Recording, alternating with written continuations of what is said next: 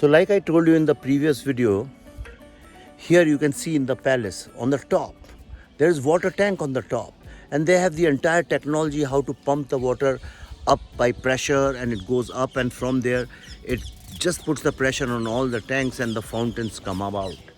And in Mandu, the only source of water was rainwater. So they specialized in rain harvesting. As you can see, this beautiful palace is called Jahaj Mahal. The reason it's called Jahaj Mahal because on both the sides it has huge water reservoirs, the lakes. And that's why I always wonder what happened to this genius, the Indian genius, the architecture, the technology, the science, the kind of materials we have discovered and created in earlier centuries. What happened to us today? If you look at all the government buildings and most of the architecture is so pathetic. Now look at this. This is again for water, right?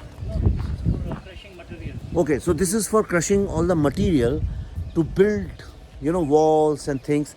And this is all old technology. And with so many inventions. And this is again water. This is, you can see in my back, this is the water purifying system. The water will go through many, many levels. It will purify with sand and lime. With sand and lime, they will purify it, and other materials they used. Charcoal, yes, charcoal they used to purify it. So look at this entire technology. Yes, it was very physically, it would take a lot of space, but this magic of invention, this magic of genius and brilliance, which we had in this country, we lost it somewhere, and we have to rediscover it.